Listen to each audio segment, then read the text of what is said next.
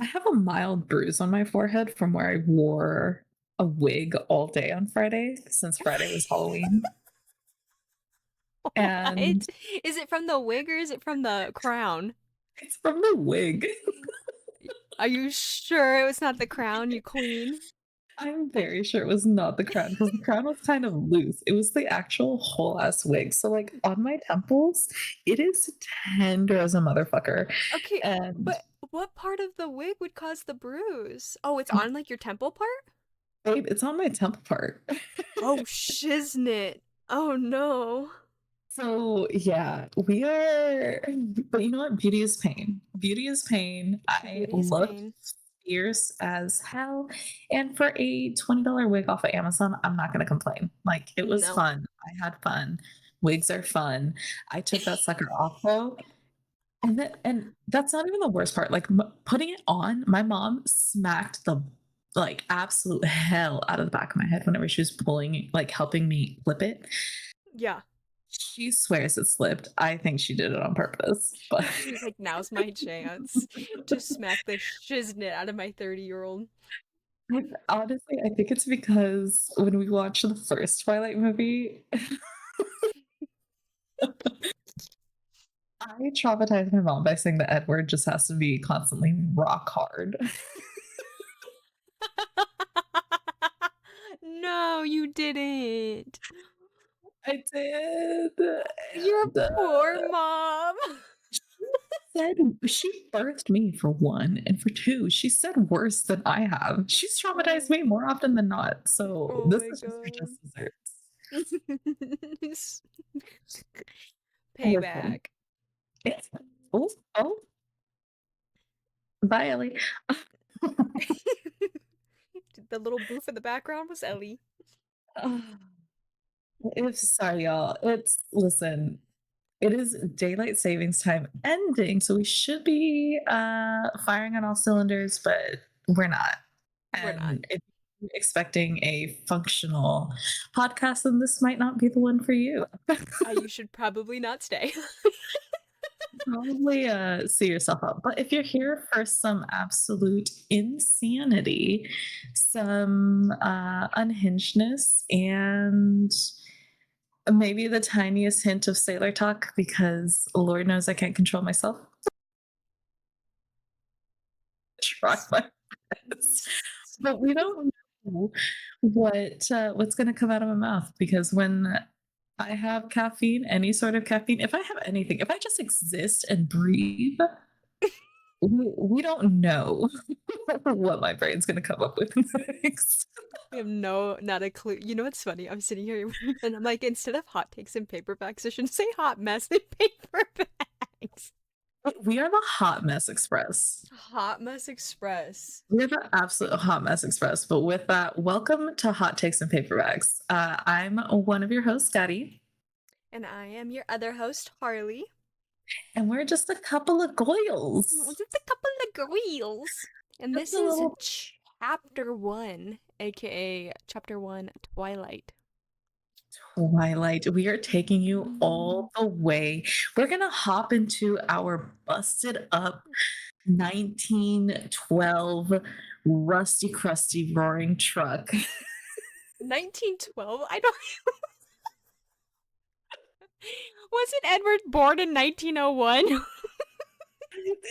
Maybe, I don't know. We're going back to 2005, to October 5th, 2005, when Twilight first hit the stands and caused an absolute ripple in time and became one of the most, would you say, like profound moments in history. Like, we haven't Yeah. had a book make this, or a book series make this much of a ripple in pop culture.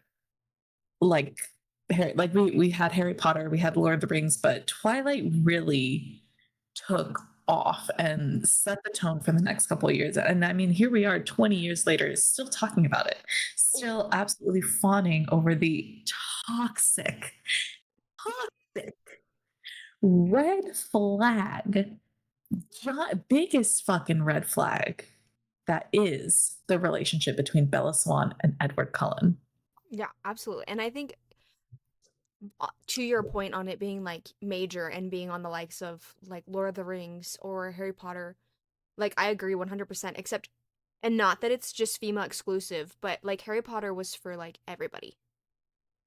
Hmm. Lord of the Rings was catered more towards the boys. Like I really do. I feel like the boys love Lord of the Rings, everybody loves Harry Potter, and the girls, the theys and the Girls, gays love Twilight. the girlies, the gays, the theys, the thys, We everyone was wearing either Team Edward or Team or Jacob. Team Now, Jacob. now we all wearing Team Carlisle and Team Charlie because we have our priorities straight. Because we have grown up and now we are matured women Are and we? we know the true men in this book was not Edward and Jacob, but Daddy Carlisle and um Officer Swan. Partly Officer Swan because Lord knows Charlie needs help. Yeah, He needs poor help. Charlie. Charlie, he's Oh, trying his best. He wasn't Charlie. a great cop. He wasn't a great dad. But you know what? Um, I can't Every remember the effort actor's always. name. Oh my God, whoever plays Charlie in Twilight. I can't remember He, his name either. sorry, there's a lot going on in the background. Um, it, he played an excellent fire chief in Fire Country, and I loved it. I loved it. Loved it every moment of it. Loved You it a did. lot. You sent me pictures. You sent me videos. Of me sobbing my eyes out, but that's not what we're here to talk about today. We're here to talk about Twilight. We're here to talk About about the book that easily changed the course of history for many a females. and continues. And it opens up with the most iconic preface ever, which I have opened up. So let's dive in. I'd never given much thought to how I would die, though I'd had reason enough in the last few months. But even if I had, I would not have imagined it like this. I stared without breathing across the long room into the eyes of the Dark Hunter, and he looked pleasantly back at me. Surely it was a good way to die, in the place of someone else, someone I loved. Noble, even. That ought to count for something. I knew that if I'd never gone to Forks, I wouldn't be facing death now. But terrified as I was, I couldn't bring myself to regret the decision. When life offers you a dream so far beyond any of your expectations, it's not reasonable to grieve when it comes to an end. The hunter smiled in a friendly way as he sauntered forward to kill me. And if you weren't hooked, if you weren't buckled in with that preface, get your eyes checked. Like, Get your it eyes was, checked. I don't know about you, but it was the most iconic. Like, I think I was in eighth grade when I read this book. Because Lord knows I shouldn't have been reading it whenever I was like 10, but here we are. um, I was. My mom read it to me, and I think I was in fourth grade when my mom read oh, it to me. Yeah. ages we should not have been exposed to this novel, but yet we were, and that's why we are where we are. We are where we That's, are. that's why we are who we are. We are where we are, and the nostalgia hit, the absolute nostalgia hit of just being introduced to our sweet girl Bella. Um, Government name Isabella Swan, but if she catches you calling her Isabella, she will cut you. Yes. She is our FMC, our female main character, our heroine, moving from the sunny, bright, dry, perfect weather year round Arizona, going to Forks, Washington, which is cold, wet, rainy, and sees sun maybe 3 days out of the year. It is the rainiest place in the world, supposedly. And honestly, I can believe it. I lived in Oregon for like 4 years, and that sucker was. I'm not gonna lie. I think I lost color. You're, yeah. Yeah, it is what it is. But the reason why Bella is moving from Phoenix to Forks is because she is the parentified child. Homegirl is the only child, and yet she is out here putting in work. And she's moving because her mom is following her. I can't remember if he's her stepdad at this point or if he's just the No, boyfriend. he is stepdad, yeah. He is stepdad. Okay, Yeah, so yeah. Phil, good old Phil, justice for Phil. I Good hope he old makes it young Phil. in the minor league baseball team. Go Phil, go. He ain't gonna be like the Dodgers winning World He's series is. not on Dodger level, but he's on minor He's league level. trying. He's got heart, he's got passion, and he's moving to Jacksonville, Florida to try and get onto the team out there.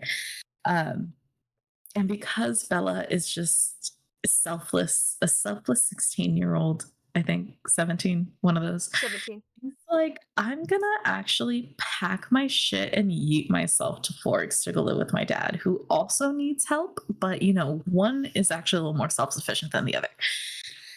Yeah, I was gonna say, because mom needs Bella to do everything for her, and now Phil has to take over that role. Like, Bella has to, like, entrust Phil with taking care of her child mother. And now she has to go to the man who eats Who needs pizza. Oprah? Who needs Oprah? Who needs Dr. Phil? Like, I don't know what Oprah's gonna do, but she might help. We need Dr. Phil. We need Dr. Phil to We therapize, therapize, yeah, whatever. therapize. That's a word. Because she really is like out here just calling her dad Charlie, which I don't know if this is just the Mexican in me, but I'm 30 years old and I still cannot call my mom or my dad by their first names, which is Oh, no, hilarious. trust me, I'm the same way, and I am white. Um, the every time she calls her dad Charlie, I like grinds my gears. That's like one of my biggest pet peeves. I don't know why. Something about calling your parental figure by their government name, It's weird. it's weird. Now, if you It's have a weird. bad relationship with your family, like that's different. Like if you don't have a relationship with your mom or your dad, okay, I could see that. But this is somebody who, and maybe it's just because she doesn't have such a close, because well, no, because she calls Renee Renee. So I don't know. She's just weird. It's weird. It grinds my gears. It's I'm weird. with you. It's weird. It's very weird. It's very strange. But you know what? Bella needs help. That's all we know. She needs That's all help. we She know. needs Dr. Phil in here. Um, and she rolls up to Forks and she's the shiny new toy in Forks, which makes no sense because it's like she can easily blend in to the local I mean, the she says it local herself. She's like, I'm supposed to be blonde haired and tan legged, and I'm she's pale supposed as to crap. look like someone who lives from Arizona. And it gives The me mean Valley girl of the Sun. energy of Karen asking Katie Heron, oh, if you're from South Africa, why are you white? Why are you white? You're from the Valley of the Sun. Shouldn't you be like a kind of tan? To be good at everything, but no, Bella very quickly shows us that she is the awkward girl. She is constantly tripping over anything and everything. Like if there's a pebble in front of her, homegirl's gonna trip and like the most dramatic soap opera scene roll down 4 flights of stairs and possibly die. So we have that whole, oh gosh, she's so awkward. Like she's so awkward. She's so strange. And yet everyone is obsessed with her. Like everyone wants to see her. You have Mike throwing himself at her. You have Eric throwing himself at her. You have Jessica wanting to be her bestie. You have Angela being like, oh, she seems so cool. And then you have Lauren, which the movie doesn't even talk about Lauren. They just kind of took Lauren's personality and meshed her and Jessica into the same person, pretty much. But there's one quote in the first chapter that cracks me up because she says, sometimes I wondered if I was seeing the same things through my eyes that the rest of the world was seeing through theirs. Maybe there is a glitch in my brain. Babe, maybe it's because you're the parentified child. Maybe it's because you need some therapy. 16-year-old trapped in a 16-year-old body. Literally, maybe it's because you need some help, some milk. She needs Um, some milk. Oh my goodness, I'm so burpy today. I'm so sorry. You're fine, you're But good. very, very quickly, we're then introduced to our next set of players, the Cullens. And if you watch the movie, you know that this is the most iconic, weird blue filtered scene ever, where you see the Cullens walk into the high school cafeteria and you're introduced to Rosalie and Jasper Hale, the twins. Then you're introduced to Emmett Cullen, Alice Cullen, and our main boy, our hunkalunk, Edward Cullen. AKA Eddie Boy. Sweet, sweet, classic 100-year-old Eddie boy. And everyone is starstruck. Everyone's like, oh my God, who are they? They're all like together, is what Jessica's literally the town gossip being like, hey, it's a little weird. They're all like together. Um, and Jessica says, oh, they're not related because Bella, our observant queen's like, hey, none of these people look alike. Like, what the hell's going on here? Like, am I supposed to be weirded out that they're all together? And Jessica kindly exposition dumps and says, oh, they're not. Dr. Cullen is really young, in his like 20s or early 30s. They're all adopted. The Hales are brother and sister, twins, the blondes, and they're foster children. Bella says they look a little old for foster children, which, Bella, we don't know everyone's story. You can be a foster child up until you're 18, boo. So Life quit your happens. judgment. Life happens. And Jessica continues, they are now, Jasper and Rosalie are both 18. So yeah, I guess, yeah, technically they are a little old for foster children, but we're just going to speed past that. But they've been with Mrs. Cullen since they were 8. She's like their aunt or something like that, which no one's gonna like that's I'm sorry. I would have 85 million questions and I would immediately be calling my mom to come pick me up. I'd actually be calling my dad. Like, you're the chief of police and you're gonna sit there and tell me that this is normal? That this Well, is because fine? it's like the math's just not mathing. The Can math ain't math. can an aunt take on their niece and nephew at 20? Because if you, okay, so they're late 20s, early 30s, so, and then they were like 8, so that's 10 years ago that she brought them in and took care of them. And if she was 30, that means she was 20 when she took them and took care of them.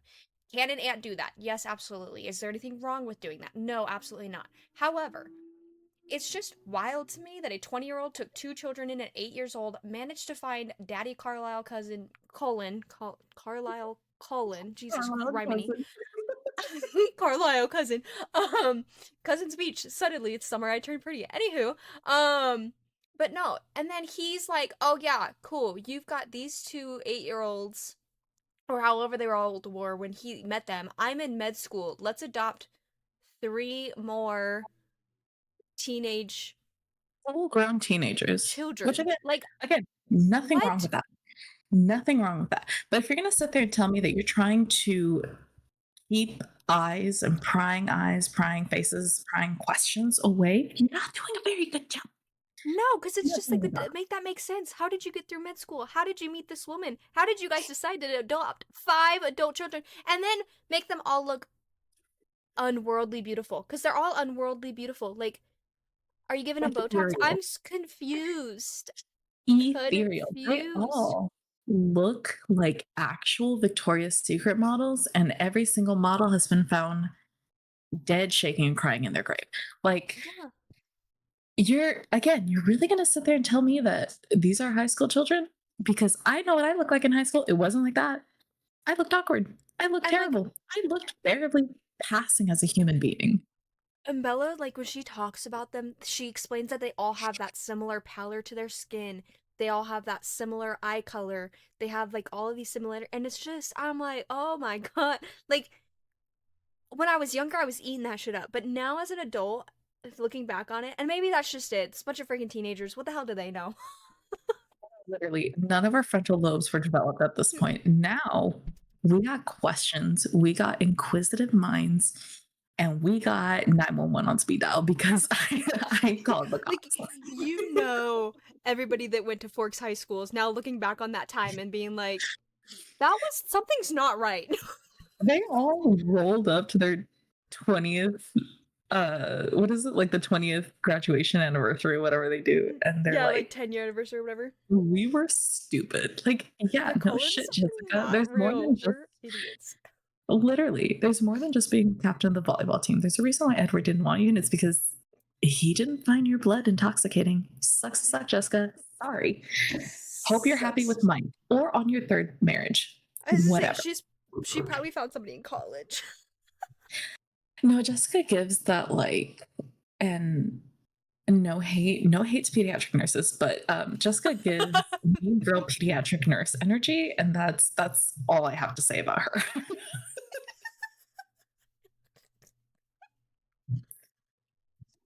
Lauren's definitely a med surge nurse. Lauren is a school nurse. Oh, that's a good one. Yeah, She's, probably. Oh, she's now a we're just full. coming at nurses. Okay, enough. Hey, listen, you got some good ones, you got some bad ones. But Lauren actually gives esthetician energy, and like You think? she Mm. comes at you with the Botox and lip filler and goes, "You're gonna need a little more." No, you're right, actually. Okay. Yep, I'm with that one. I'm with you. And again, no hate to our healthcare workers. In solidarity, we stand because same. I work in a pathology lab. Harley works for a doc. We understand. We have lived amongst you. We will continue to live amongst you. So no hate, just fun That's teasing. that's how we met. We met working in the hospital together. That is literally how we met. But you know who does have all the hate? Edward. He immediately is hating on Bella and giving her the stankiest of stank faces, where he's like, where Bella at one point she's like smelling herself because she's like, "Do I stink? Like, am I nasty? Did I shower? I swear I showered." And she's like, "I smell like strawberries. The fuck is this dude's problem?" Which again, red fucking flag, red flag, Bella. Call your dad. Call your dad. Call Charlie. Get him on speed dial. Get him on speed dial. Email your mom to come pick you up. Email your mom that you're flying back to Jacksonville or that you're flying to fucking Arizona because you are almost 18. Technically, you could have just stayed. Could have just stayed in AZ, finished out your school, called it a day. Would have gone to become, Even I don't like even Mike college. was like, "Did you stab Edward with a pencil?" Like, for somebody else to be like bringing attention to it, to be like, "What the heck did you do to Colin? Did you stab him with a pencil?" I would also be like, "Yeah, I'm not going back. See you later. I'm getting on the first flight Yeah, out of no, here." actually, you know what? I'm done. Like, if I have someone on day one staring at me like I shat in his Cheerios, mom, come pick me up. I'm scared. Like, Yep, I'm going fucking home. scared. I'm going home. Like, this is not fun anymore. But she notices that his eyes are coal fucking black. Again, call 911. Get 911 on the phone. Get me out of here. But we continue through the school and we're going on, and she is suddenly obsessed with him. She's like, you know what? He hates me. He's just playing hard to get. Babe, babe, Bella, you are a human being, not a bull that is supposed to run to this red flag. And she gets excited to see him at school, but then he's gone for a couple days, a couple weeks actually. And she's like, what the fuck? Like, he's not here. I'm seeing all of these other equally beautiful Cullens that are probably a little more reachable. I mean, me personally, I'd be going for Emma and Rosalie, but that's just my opinion. But no, she's still holding out hope for Edward, and he's not showing up. Mike and Eric are still trying to shoot their shot, even though Jessica's right there and Angela's right there. But it is what it is. And she And herself says, if I was being honest with myself, I knew I was eager to get to school because I would see Edward Cullen. And that was very, very stupid, babe. It was very, very stupid. It was yes, entirely fucking stupid. very stupid. It was so stupid that she is literally standing next to her trunk. truck, next to her truck, and sees him across the parking lot, and it just fucking ignores the fact that there is a van hurtling towards her, hurling so fucking fast that she's about to get squished like a fucking bug under my shoe. Squished. Squished. Squished. No But more. then she No more doesn't get Bella. squished. No more Bella. No more Bella. That's it. That's the end of the podcast. It was nice seeing you guys. See you in chapter 2. Um, See you next time. see you next week. No, because all of a sudden, Edward comes flying out of fucking nowhere, knocks her ass to the ground, concussion, and stops the van. Just puts his arm out and stops the van from crushing her like the fucking bug that she is. And that's where we start gaslighting. And again, no one is asking questions. No one's looking around and being like, "Oh, Edward, how did you get from across the entire fucking football field length parking lot to be next to her, to knock her ass to the ground and then stop the truck?" Because his whole face was literally on the side of the van. It was imprinted in the van, like the old school little 90s toys where you could put your hand in like some weird, like the pressy thingy and you leave the imprint. That was Edward's face in the van door. No one's asking any fucking questions. Everyone's like, "Oh, yeah, no, Edward, you saved her life. Holy shit." Like, you were absolutely standing next to her the entire time. Yeah, like, well, no, and they're all like, "Oh, Edward was there. I didn't see him." So exactly, like you guys said that you didn't notice him. You didn't even see him. Like when uh not Mike, what's the other, Tyler. Tyler's the one that was in the van. He's like, "Oh, I guess I didn't see him. He was involved too." And Bella's like, "Yeah." And he goes, "Oh, is he okay?" So why is Literally, nobody like, I just don't understand that. Like all of a sudden he's just there and everybody's just like, "Oh yeah, I guess he was there the whole time." Yeah, okay. What? literally starts saying, "Be careful. I What? think you hit your head pretty hard." Ah. Gaslighting, gaslighting, gaslighting, gaslighting. Red flag. Call 911. Call the president. Call your dad. Like, something that will happen here. And he's just like, "That's what I thought.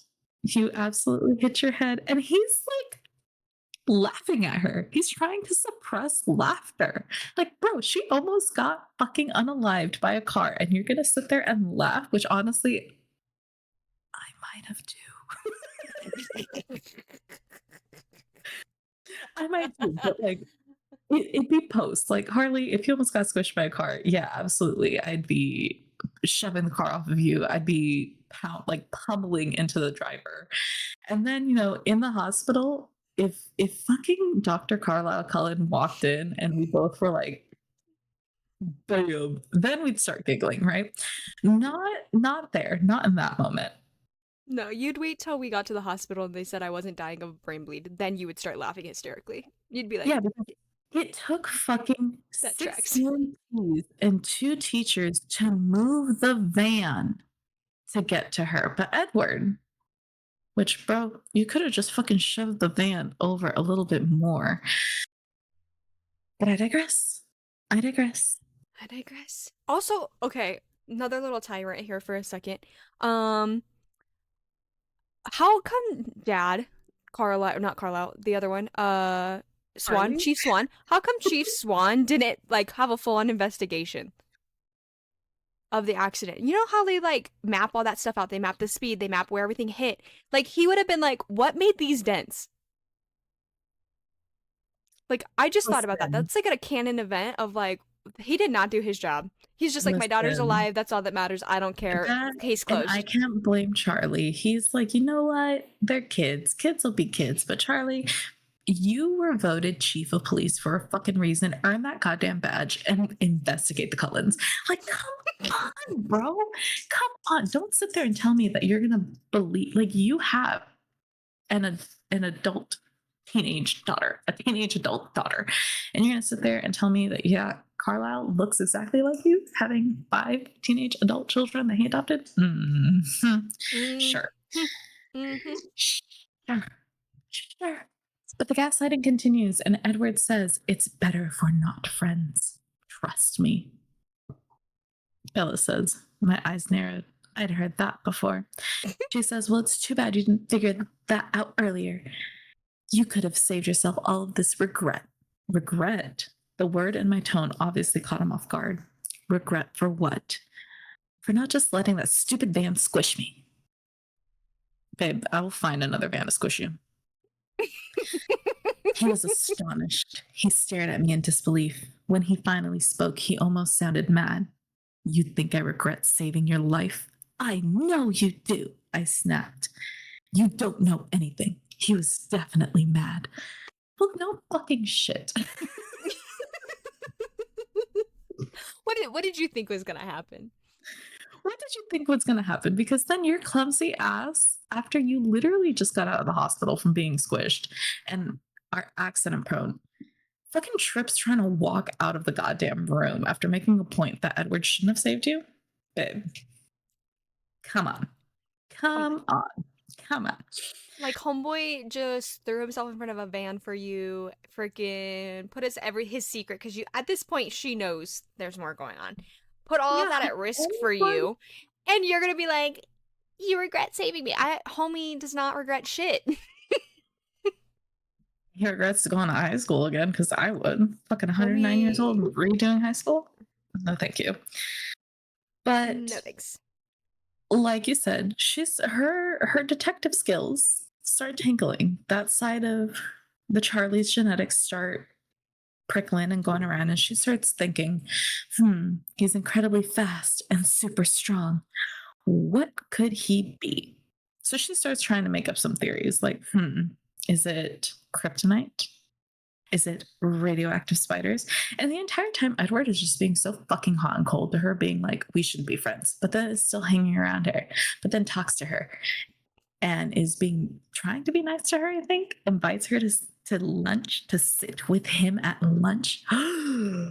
She gets to sit at the Cullen table, which is actually not the Cullen table because everyone else sees themselves out and just lets Edward sit with Bella because they're like, you dumb ass motherfucker. We have a Couldn't secret to keep, and you're just letting her see your golden ass eyes that were black a couple weeks ago. Like, bitch, be so fucking for real right now. Be well, so fucking for real. can we talk about how when she walked into the lunchroom, saw he wasn't sitting at the table like with the other Collins, and she just automatically assumed he wasn't there, and then was like, I'm not hungry anymore. I'm just gonna get a juice. I don't feel good. So she gets like a can of Sprite or something. And then that's when Jessica's like, Edward Cullen's staring at you. And she's like looking back at the Cullen table. He's not there. So she just is like, where is he? Sitting at a table by himself because the Cullens don't like you. Literally waiting for you to walk in. Like, that's what's happening. That is what's happening. It's like, it's such a back and forth, which I remember when I was young and dumb and reading this, ate that shit up. Oh, I thought this was the most steamiest, spiciest tension. I thought that's how you got the boys to like you. Well, By no, I was like, I saying remember just shitty ass being hard to like, get. oh my god, he's gonna let her sit at the table with him. Like, that's the best thing a guy could do for a girl. What? Literally. Like, I'm like, he saved her a spot. Oh my god. Now I'm oh my like, god, he got her a a towel homie, and a banana. Like, a homie, no. absolutely the fuck not. Get me those nasty ass reheated 3 times chicken nuggets or the weird ass square pizza that all high schools seem to have for some reason. I kind of miss the square pizzas, I'm not gonna lie. Honestly, I live near an elementary school, and every once in a while I catch a whiff and I'm like, oh my God, I'm going to get Oh my arrested if god. I go up to the cafeteria and ask for some. I want one. Please give me one. Like, just one. I'll pay $5. Um, but anyway, like they keep having this back and forth, and she's giving him the theories, and he's playing with her, and it's like, bro, if you're keeping this a fucking secret, you're doing a terrible, terrible, terrible job at doing it. But she's giving all of, like I said, kryptonite, radioactive spiders. What was the other one? I think it was radioactive spiders kryptonite. I think that was it, wasn't it? Was that it? I Damn, think so. she really don't got options. Mm-mm. And Edward says, "What if I'm not the superhero? What if I'm the bad guy?" And to that, I say, Alexa, play Bad Guy by Billie Eilish because what the fuck? See, That's red flag number what, 85? and that's the line that even to this day would still get me. Oh, swooning. Swooning. So My wounding. stomach just flipped Like, itself 65 times. excuse me, the what? Say less. My heart just yeeted itself into space. What if you're the bad guy? Swoon. I'd be like, immediately, yes. Immediately, yes. Immediately, yes. Yeah, no. And that's why we are where we are. That's why we're here today. That's why we are the people that we are, the morally gray. The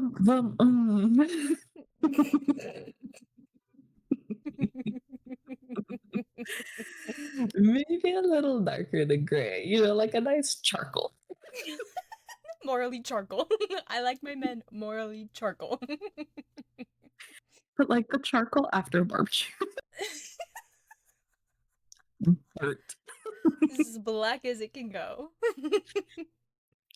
As they're having this conversation, I can't even remember how they move on to, or she gets left at the table, or something happens, but Jessica's wanting all the details. And at that point, we don't got no details other than we know we're all going to La Push because it's La Push, La baby. push, baby. La Push. And Bella tries to invite Edward. She's trying to be nice, but she doesn't realize that the Cullens don't come here. Because fucking Sam Yulee, again, really 19-year-old ass Sam Yulee is going to sit there and be like, yeah, no, we have a lifelong secret that we're trying to keep, but we're just going to tell this pale face that the Cullens don't come here. Can no one keep a fucking secret in Forks, Washington? Is it because there's no vitamin D that's helping their brain develop? No Like, y'all are secrets in doing Washington. no secrets in Washington. Like, y'all are doing a really fucking terrible job. But it's this beach trip that we're now introduced to Jacob, sweet baby boy Jacob Black, which Jacob just fucking turned 14, 15, an 15, actual yep. child, a fetus. Someone call the cops because Bella is flirting with this whole ass child. Terribly, by the way, terribly flirting. Probably trying to bat her eyelashes, but it kind of looks like she's having like a mild epileptic seizure. Um, and she's like, well, why don't the Cullens come here? Like, what do you mean they don't come here? They're just so nice. Not. And he's like, I really shouldn't tell you this because it's like a tribe secret and you're not part of the tribe. But I think you're really pretty. So I'm gonna tell you that it's just a fairy tale, it's just some folk tale, but the Quileutes are descended from wolves, and we made a treaty with these weird. We call them. What do they call it? Cold Cold ones. ones. Yep, the The cold cold ones. ones, which you pale faces would call vampires. Blood drinkers. The bloodsuckers, the leeches, and my great great great grandpa made a treaty with them. And she's like, with the cold ones, and Jacob's like, oh no, like the Cullens, like fucking Carlisle. They were down the street, the doc, and your boy toy, Eddie boy. No, he dead ass made a treaty with him. You want to see the signature? Here's the signature. Here's my Actually, grandpappy. I have a picture. We took a picture of it, and it's framed on our mantle. Do you want to, like, Jacob? She's not worth it. What are you telling me? These tribal I almost yeeted my Kindle out into fucking space because, again, can I keep a goddamn secret? It's because none of these frontal lobes are developed. No one has a developed frontal lobe. Where are the adults? Where are the No, adults? because the funny thing is, like, I remember reading that as a kid and just being like, yeah, that makes sense. Now No, I'm yeah, it like, totally makes sense. Edward, or not Edward, Jacob, what are you doing? This girl just came back. She's been here for 2.5 seconds. And you're spilling all of the tribal secrets. I The can't. tribal secrets, all of them, all of them. Every Like, single one. you might as well just shift into a wolf in front of her, I guess. But I digress. After that whole conversation, she goes home and she's sitting there. She's laying on her bed and she's like, about three things I was absolutely positive. First, Edward was a vampire. Second, there was a part of him, and I didn't know how potent that part might be that thirsted for my blood. And third, I was unconditionally and irrevocably in love with him. That noise, by the way, was me yeeting my phone onto the table because you've known this dude for 3 fucking days, for 3 minutes, and you're in love with him.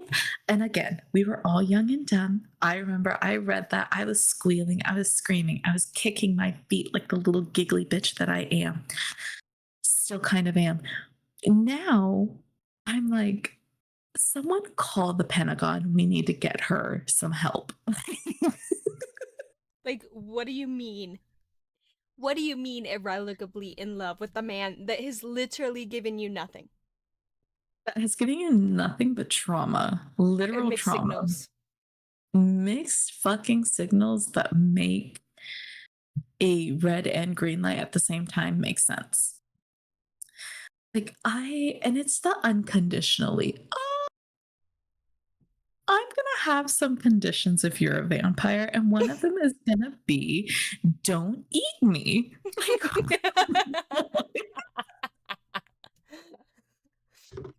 No We're num gonna nums. have to have a hardcore conversation because you're gonna tell me that I can't get a dog or a cat for fear of you're gonna eat them? No num nums. No nom noms. No, no, no, no, no. So she she gets it, she gets a hair in her or a thorn in her side that she's gonna confront him. She's gonna tell him that she knows what he is, that he's a cold one. And they they have this conversation, which in the movie, iconic because he takes her into the woods and he's like, I want you to say it. I want you to say it out loud. What am I? And she goes, toxic. So she No, should she have said. doesn't. It's what she should have said. She says, you're a vampire. And he's like, and are you scared? And she's like, no. In fact, I'm kind of turned on by it. Bitch, someone call the Not cops. worried. You won't hurt me. You won't hurt me. I trust you. Again, you've known this man for 2 seconds. You don't even know how old he is. You don't even know, like, how in control he is. And you're just going to offer yourself up on a silver fucking platter? Silver platter.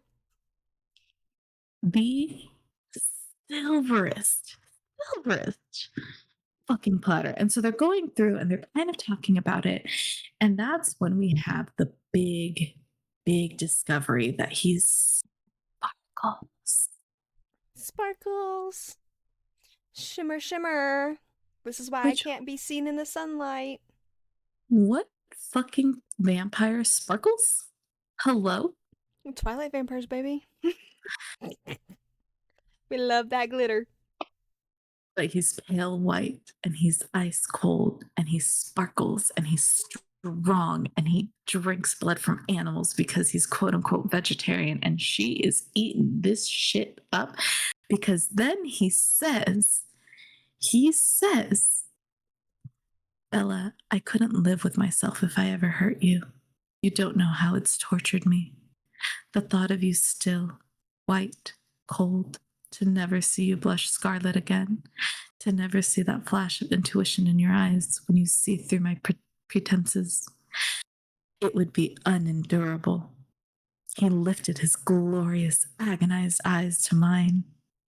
You are the most important thing to me now, the most important thing to me ever. Get the fuck out of here. She is 17 years old and you are 158. Not really 109, but you get what I mean. You get the point. You get the point. You have known each other for 2 fucking seconds. You've gaslit her the entire time that you've known her. The entire time. The entire fucking time. And then we have the iconic. And so the lion fell in love with the lamb. What a stupid lamb. And what a sick, masochistic lion. Squeal. Squeal. Squeal. Scream. Absolute Squeal. pandemonium. Can we talk about how the movie fucked that line? Fully. Like, Fully fuck the line. so hardcore fucked that line that it'll go down in the history books as one of the worst adaptations to ever exist because of that, specifically because of that line right there. Oh yeah, because it's supposed to be the most like tense filled tender moment because Edward's literally poetic about his love for her. Like Shakespeare is shook to fucking death again, to Shakespeare re-death. who? Shakespeare who? Hemingway Yeah. who? Edgar Like, Allan Poe who? it is literally, that line is like the turning point. That is the turning That point in the is, relationship. That is we forget all of the 8,500 red flags that we just saw, witnessed, 100 fucking % ignore now, and we're like, you know what, Bella, I get it. I I get get it. it. Like, I all get of it. it. Yes. Like, Yes. this is everything worth it right here, right now. Yeah, he's Uh, definitely totally 100% not gonna eat you.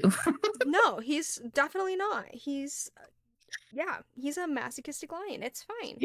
And it's fine. And you're a stupid, stupid lamb because she calls herself an idiot and then he calls her an idiot. Not Exactly. toxic at fucking all. In true love, we stand. In Stand, true stand. love, we stand. 10 toes down. We stand. It's at this point that Stephanie starts to use the different adjectives. Is that the right word? I don't know. I don't know grammar, but the descriptor words of cold, stone, marble, statue. None of these are appealing to me. And you're telling me that I live in fucking Forks, Washington, and I'm going to be snuggled up to a fucking statue? Absolutely not. Absolutely the fuck not. Did you hear me throw my phone again? Because no, there is nothing that sounds less appealing than drifting off to sleep in his cold arms. Stephanie, have Statue, you a marble statue that snuggled? glitters in the sun. Have you snuggled up to a heating pad? It is amazing. It is fucking fantastic. One of our friends, Tiffany, just got me a oh Jesus Christ, menstruation crustacean, and it's this adorable little lobster that I throw in the microwave for 90 seconds, and oh, it is the most amazing thing I've ever felt in my life on my ovaries. And you're gonna sit there and tell me that a stone cold statue of Adonis is amazing to cuddle up to and to fall asleep on? Get help. Get Get, help. get help. Yeah. Where is Dr. Phil? I Somebody need get to Bella a freaking heating blanket. literally get Bella a heating blanket. Like he would be great if they were in Arizona. Oh, He would be absolutely.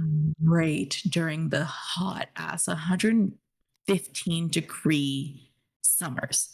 Absolutely. Like I'd be saving on my fucking electricity bill because I wouldn't have to turn on the AC. I'd just be like, can you put your cold ass dead hand on my neck so I can cool down?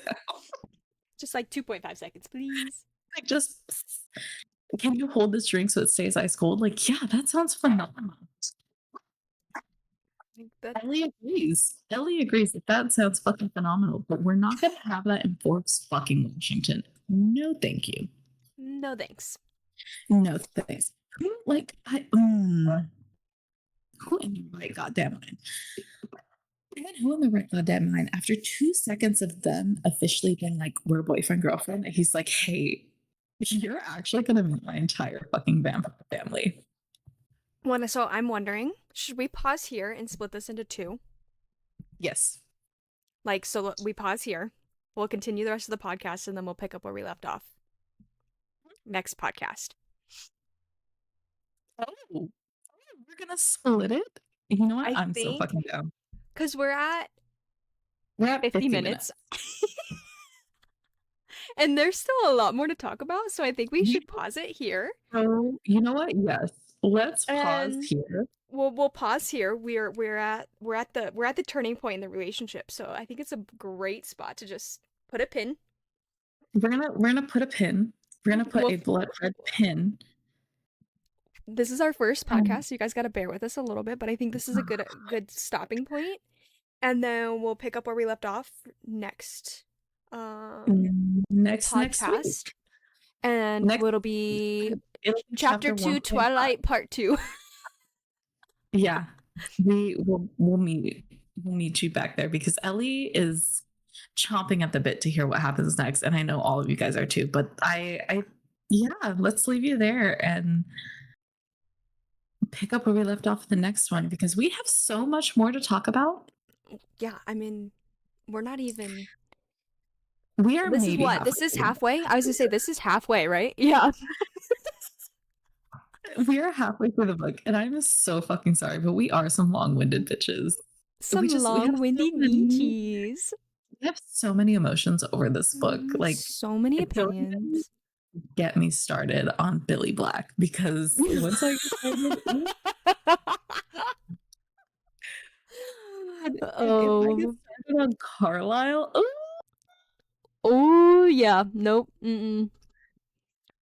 Well, in the Carlisle lore, I mean, we got 300 years to review on that. justice for Carlisle, justice for Justice Daddy for Carlisle, Carlisle.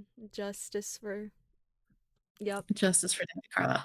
But you know what? With that, I hope you've been having a great time hanging out with us. Yeah. Do you want to talk about like our favorite moments so far in the book and like any notable quotes that stick out to you? I mean, I know we discussed the lion and the lamb already. That was pretty The notable, lion but fell in love with the lamb. Yeah, no, 100%. That is one of my most favorite quotes. The next favorite quote we're going to talk about in the next episode because I absolutely 110% love how Jacob ends the book for us. oh yeah. Yep. Yeah, so look forward to that because that'll be in the next one. And What then about how what about you? about Do you have any favorite quotes that we have gone through so far?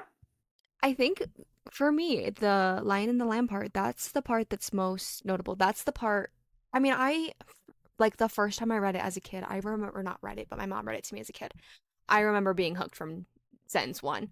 Um, but and then as an adult, I still think to this day, like I fear that would work on me. I really do. And then the other thing too, like another major quote or heavy hitter for me is the whole what if I'm not the hero? What if I'm the bad guy? That's another one that I honestly probably think about that Wound, at least once a month. wound melt. People got those quotes actually full-fledged tattooed on them. Oh, yeah, absolutely. And I can't blame them. Like that I is the most iconic. Like especially the I was unconditionally and irrevocably in love with him. People wrote that shit in their vows. Like yeah, yeah. And that's what like so in the beginning of the podcast we were talking about something that just like changed the course of history. And that is the type of stuff that we're talking about here, where it's your wedding vow. Like this has become there's people that get married in Forks, Washington because of this book and movie. There are there people that have tattoos because of this book and movie. There is whole ass Facebook groups that all they do the like all day every movies day, the all of it movies just got re-released in theater, even though you can watch them for free 99 on Hulu. for free And I 99. absolutely I went last night to go re-experience it on the big screen because it just hits that hard still 20 some years later. It is such a phenomena that has really beautifully brought people together. It is impacted. I mean, not to like bring this up, but like think about this. This is something else to think about. I will never forget this. I don't watch it anymore, but I used to watch Keeping Up with the Kardashians. Mhm. And one of their episodes is Kylie. She is reading the Twilight books. Her and her friends are obsessed. Like Kylie Jenner of all freaking people. Like I'm just it blows me away like to think about that all the time. I'm just like it touched everybody. Like every single person. Oh yeah. Like every once in a while you just have these series that for some reason they hit and they Mm. stand the test of time. And Twilight still stands the test of time. Yeah, we're talking smack about it because we're 30 years old. Oh, sorry. Um, because we're 30 years old, we're grown adults, but we still love it. Like, I still love this book. I still reread it and ate it up and was cackling and giggling. And I forced my mom to read it before the movies came out because I was like, I need you to understand this. Yeah. It it is what it is. And here we are, 20 years later, and I just reread it for this podcast, and I'm still giggling, laughing, kicking my feet, being like, what the heck? I mean, now looking back on it, there's definitely aspects where I'm like, oh yeah, I can see why like teenage me loved this. Because And at adult me 28 had years old questions. now, I probably wouldn't. I'd be like, what are you making me read? It's kind of like no hate on Powerless. I don't think you've read that yet, but that's like a YA book that's No. super popular right now in like that teenage population that's it's taking over. Like I think it's being turned into a movie or a book or something or a TV show right now. But I read Powerless now and I'm like, I mean I get it, but like no, I can't do it. So it's just one of those things where it's like teenage me has been forever changed by it. Adult me, because it's so nostalgic, I look back on it and I'm like, this is the cringiest thing ever, but I can't help but love it. The nostalgia is so real with this. It really is. And I can't wait to dive in deeper in the next episode. In the next Um, episode, dive in deeper. And not to mention, this is something else that I was thinking about too. It's worldwide. We have K pop mhm. idols that we obsess over that love Twilight. Oh, 100%. Like 150%. And it's honestly, like it's it's touched every corner of the world at this point. Like it is a worldwide phenomenon. had and Hypen been around during the Oh my Twilight god. saga time, Bite Me 150% would have made the soundtrack. Bite Me would have made the soundtrack. It would have made the sidetrack no, and it would have been you're talking they would have gone like yeah. Oh, yeah. Mhm. Like, can you just imagine the Meadow scene where he's sparkling and you just hear, it's you that be in this world. Yes. I need it now. Somebody needs to make that for me. I need Please, for the edits. love of I God. need I need to edits. edit. Somebody. You just Oh hear man. you just hear Maniac playing in the background while they're playing.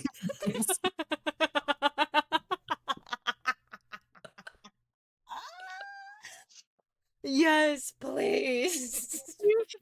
Case 143. She says, I was irrevocably in love with him. Love with him. 1, 4, 3. I love you.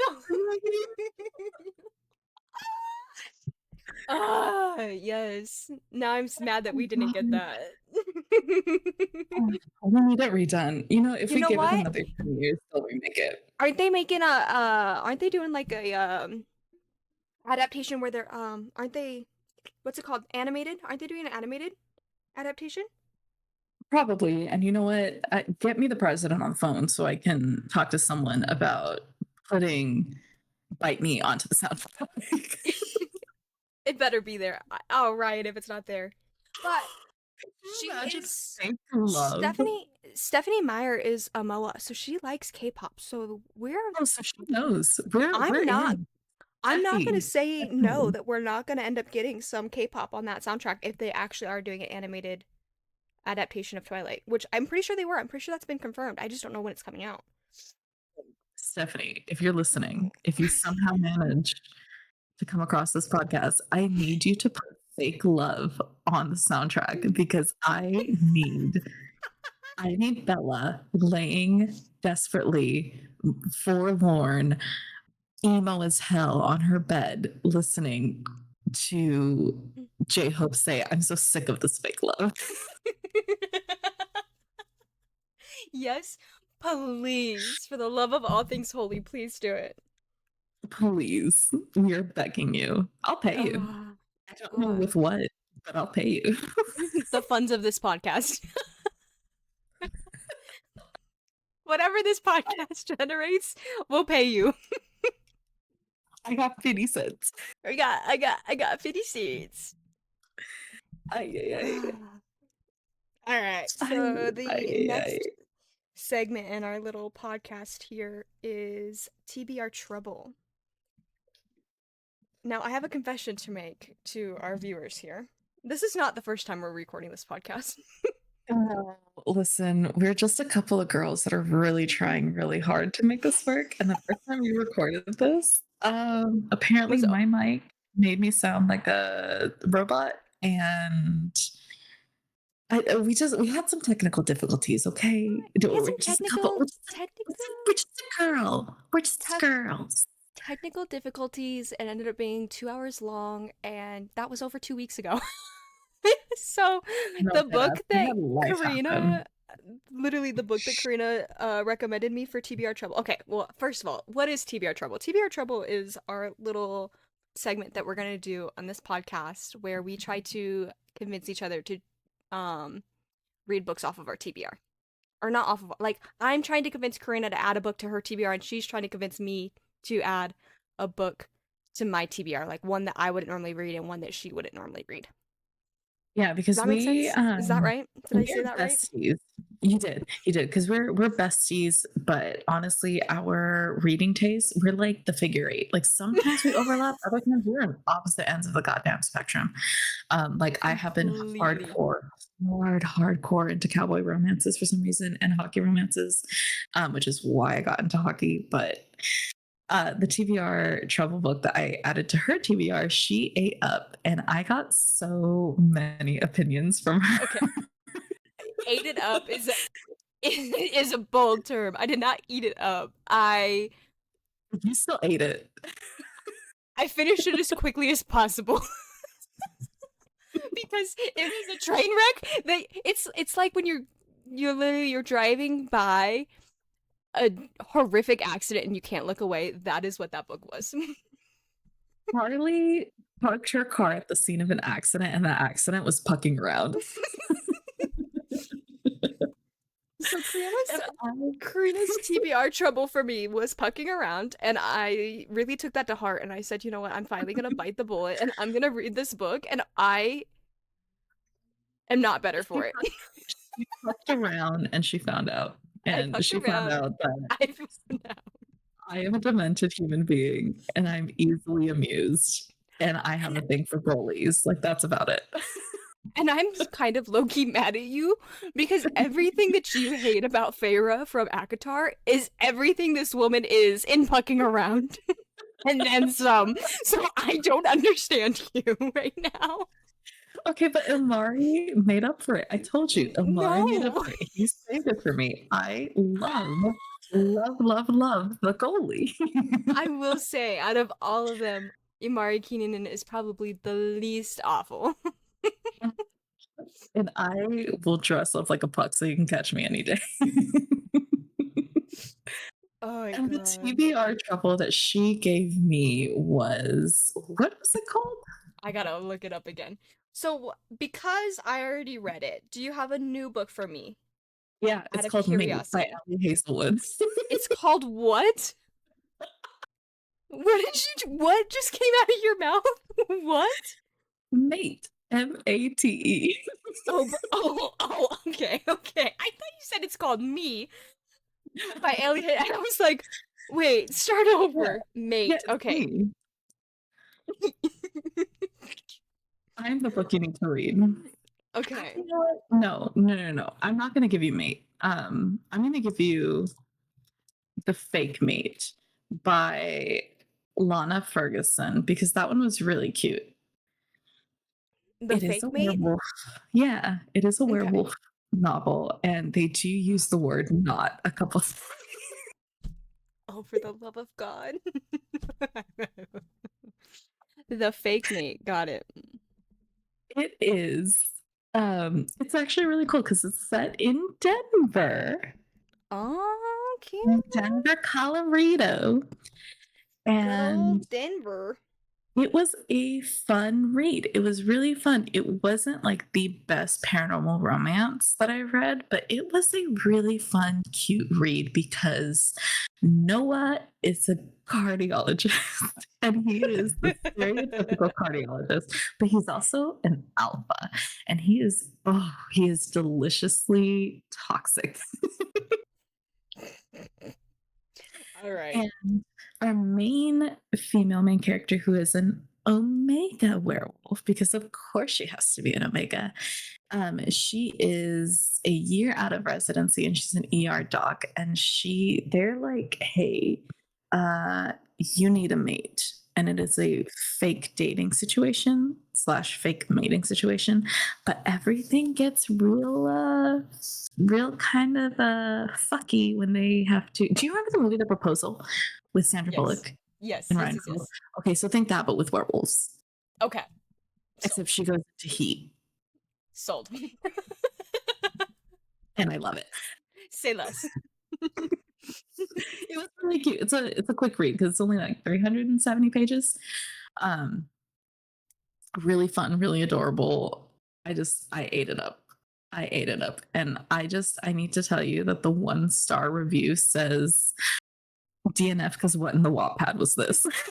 What in the Wattpad is this? I love a good Wattpad book, so I'm here for it. The other one says this was KNOT, not the book for me. Oh god. WTF did I just read? So that's what you're in for. I'm ready. I'm excited. All hands on deck. Can't be All hands. it cannot be worse than pucking around. I'll pause. I'll pause on deck. I'll pause on deck. Ooh. Ooh. Oh no. I don't know. Maybe. What was something? It was some weird dragon book that you had suggested for me, it's right? On Wings of Blood On by Wings Blair of Boylan. Briar. Or Briar, sorry. Briar Bolin. Bolin. Yep, there you go. You got it. I didn't sign up for this. A half fae in a school of high blood vampires? That's recipe for torment. I'm Medra Pendragon? Left of the dragon riders, or so they tell me. Funny thing is, there's no dragons left, not a single one. But somehow that hasn't stopped the vampires from deciding I'm worth capturing. Now I'm stuck at Bloodwing Academy, where the high bloods run everything, and the Blightborn like me, we're just blood in their veins and pawns in their.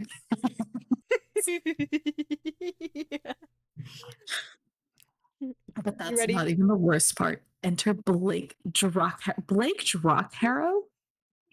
Blake The Dracaro. actual fuck are these names? They're amazing. Cold, arrogant, and way too gorgeous for his own good fame. Take your name hate and go somewhere else. He's been tormenting me since the moment we met, and now, thanks to some ancient ritual, we're betrayed. He acts like he owns me, but I'm not going down without a fight. Bloodwing isn't just a school, it's a battlefield.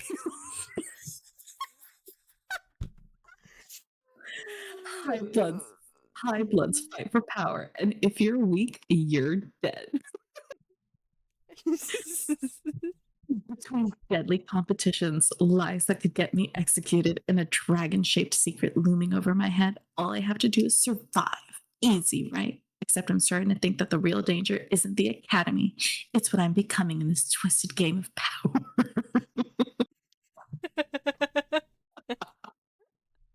And Blake, he might just be the one who pushes me over the edge. They think they can control me. They think they can use me, but they have no idea what they've awakened. I'm telling you, look, Sold. Sold. look. Listen, Linda. What's the 1-star say? What does the 1-star No. say? I want you to listen to this 4-star first. Okay. I 1000% understand why this is popping off right now, and so many people are loving it. Academia, vampires, dragons, and magic? Yeah, it's got it all. Also, at MMC, I keep picturing as Draco Malfoy. Entertaining. A bit long winded, but still good. Diving into book two. You got this. You got this, Karina. You can do it. You got this. Really, because I just found a 1-star review that says no.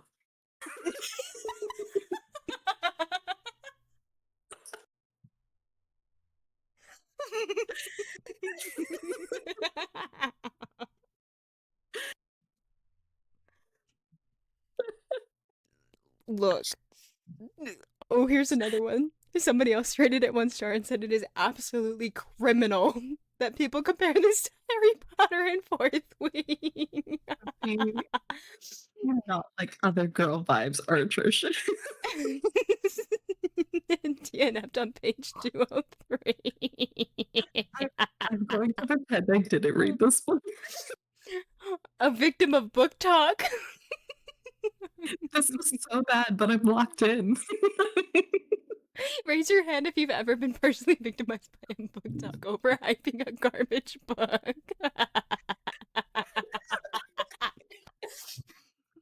What in the Wattpad? I would give it 0 stars if possible. I have genuinely read Wattpad stories written by 12-year-olds that were better than this. Oh, I'm here for it. How long is this book? Oh, it's on Kindle Unlimited. It's on Kindle Unlimited, so you don't gotta pay for it. And in the book details, it said that it is 523 pages. This Yep. is as long as Pucking Around. Yep. Which never ended, by the way. No, and it So never thank you for will. that. Because Pucking Strong is so delicious. We'll see. I'm thinking about it. We'll see. Pucking Strong is the one that just came out, and that one's a very sweet, adorable gay couple that just had me foaming at the mouth and eating 85 Home Depots. But okay, we'll throw On the Wings of Blood onto the TBR because currently I'm halfway through Mate, and I think I might not survive. If this man growls into the FMC's ear saying that he's not going to let her die one more time, I'm going to die. Straight to Pluto, blast off. We're finding a whole new galaxy is what's going to happen. Gonna ride AI Atlas back to where it came from. Yeah, literally. Yeah. Literally. And with that, if you find a wild Goodreads review and want to send it to us, you can send it to hottakesandpaperbacks@gmail.com. That is HOTTAKESANDPAPERBACKS That is our email, where you could also send us your book recommendations or anything that you think we need to add to our TBRs. Especially book recs, because even though we're chock full of them, if you want to hear us yap and give the most unhinged hot takes on books that you love, like send it to us. We would love to yap about a book you want to hear about. Absolutely. Yep. We will yap away. Maybe a little too much. And we won't hold back. So if you really love a book and you're scared to have people rip it apart, maybe don't send it to us. Or not rip it apart. I mean, we might not. We might love it. We might love it. But we might also... I was gonna say there's gonna no hate, but like Lord knows I hate Feyre. I was gonna say you might get a situation where one of us is head over heels in love with the book and will take no slander, aka me with Akatar, and the other one of us absolutely hates the book and does nothing but hates on it and makes the other one cry every night because she hates the book so much, aka Kari on Akatar. So you might end up with one of those moments. And that's just for entertainment for you guys. That is when you'll see me cry live on a podcast. Listen, Sarah just made soup, okay? It shouldn't even You make know, soup. She we're not. reheated. No, no, We're stop. not gonna N- we're not gonna unpack that. We're I'll take it back. I'll take it back. I'll take it back. I take it back. we're not having this conversation right now. Ah, and with that, guys, thank you so much for riding along with us. We're just a couple of girls trying Journey. to figure out this podcast thing, and we hope you enjoyed this, whatever the hell this is. Whatever this is, we hope you enjoyed it. Welcome to chapter 1 and many more chapters to come. So be sure to keep your takes piping hot and your paperbacks dog-eared. And we'll see you next time. See you next time. Bye. Bye.